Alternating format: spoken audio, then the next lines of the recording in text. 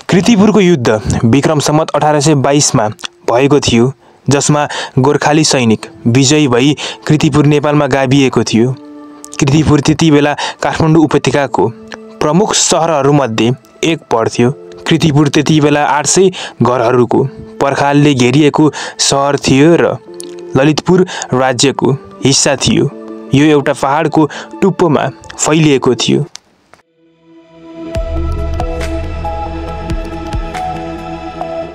गोर्खालीहरूलाई काठमाडौँ उपत्यकाका यसको समृद्ध संस्कृति, व्यापार, उद्योग र कृषिका कारण चाहिएको थियो। विक्रम सम्वत 1794 मा गोर्खाली राजा नरभूपाल शाहले उपत्यकाको उत्तर पश्चिममा अवस्थित सीमा सहर र किल्ला नुवाकोटमा आक्रमण गरे, तर उनका सैनिकहरूलाई नराम्रो पराजित भोग्नु पर्यो। उनका छोरा पृथ्वीनारायण शाह विक्रम सम्वत 1799 मा राजा बने र अभियान पुनः सुरु गरे। उनले केवल बल प्रयोग गरेर काठमाडौँ जित्न नसक्ने ठानेर उपत्यकालाई व्यापार र आपूर्तिका मार्गहरू अवरुद्ध गरेर परास्त गर्न खोजे।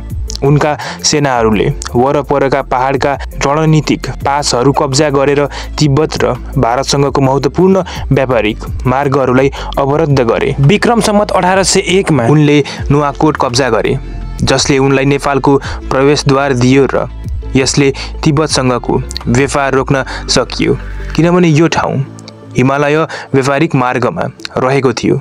विक्रम सम्वत 1819 र 20 मा गोर्खालीहरूले क्रमशः मकवानपुर र धुलीखेल कब्जा गरे, जसले गर्दा काठमाडौँ उपत्यकालाई पश्चिम, दक्षिण र पूर्वबाट घेरियो। भोकमारी निम्त्याउन पृथ्वीनारायण शाहले उपत्यकामा अनाजको प्रवेश रोक्न नाकाबन्दी लगाए। नाकाबन्दी तोड्न खोज्नेहरूलाई बाटोमा रुखमा झुन्डाएर मारिन्थ्यो। लामो समयसँगको नाकाबन्दीले काठमाडौँका राजालाई ब्रिटिस इस्ट इन्डिया कम्पनीसँग सहयोग माग्न बाध्य बनायो। सन् 1767 को अगस्टमा कप्तान जर्ज किनलिचले उपत्यकाको पीडित जनतालाई उद्धार गर्न ब्रिटिस सेना अगाडि बढाए, तर गोर्खालीहरूले उनीहरूलाई आक्रमण गरे। गोर्खालीहरूले उपत्यकाको पश्चिमी किनारमा रहेको डाहाचोकमा एक आधार स्थापित गरे, जहाँबाट उनीहरूले कृतिपुरमा आक्रमण गर्न थाले। उनीहरू तरबार, धनुषवाड र मुस्कोटहरूसित सुसज्जित थिए। विक्रम सम्वत 1814 मा पहिलो हमलामा गोर्खाली सेना नराम्रोसँग पराजित भयो। जब उनीहरू कृतिपुरतर्फ अघि बढे, जनताले काजी धनुवन्तको नेतृत्वमा उनीहरूको सामना गरे।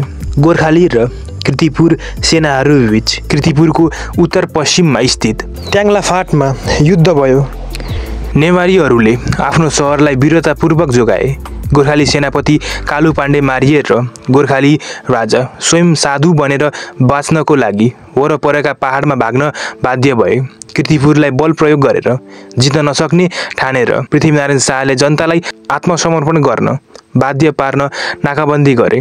नाकाबन्दीको पालना गर्न नुन वा कपास बोकेर जाने जो कोहीलाई मारिन्थ्यो, तर नेवारीहरूले त्यो नाकाबन्दी पनि सामना गरिरहे। विक्रम सम्वत 1821 को भाद्र महिनामा पृथ्वीनारायण शाहले आफ्ना सेनाहरूलाई दोस्रो पटक सहरमा आक्रमण गर्न आदेश दिए। गोर्खालीहरूले शाहको भाइ सूर्यप्रतापको नेतृत्वमा राति आक्रमण गरे। कृतिपुरका जनताले गोर्खालीलाई फेरि पनि परास्त गरे। सहरको पर्खालबाट आक्रमणकारीहरूलाई ढुङ्गा बर्साए।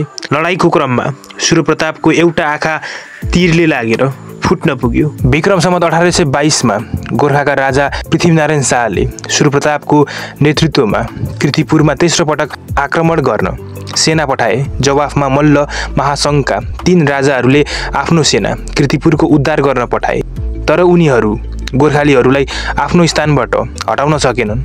ललितपुरका एक सरदार धनुवन्त शाहको पक्षमा गए र धोका दिएर गोर्खालीहरूलाई सहरभित्र छिराए। अन्ततः विक्रम सम्वत 1822 चैत 3 मा कृतिपुर नेपालमा गाभिन पुग्यो। सहरको आत्मसमर्पणपछि पृथ्वीनारायण शाहले जनताका कान र नाक काट्न आदेश दिए। यो घटना क्यापुचिन भिक्षुद्वारा प्रत्यक्षदर्शी विवरणहरूमा रिपोर्ट गरिएको छ र कम्तीमा 2 नेपाली स्रोतमा पुष्टि गरिएको छ। इतिहासकार जोन हवेल्टनका अनुसार क्यापुचिनहरूले शाहलाई मन पराउँदैन थिए, तर उनीहरूले यो घटनाको विवरण बनाएको सम्भावना कम छ।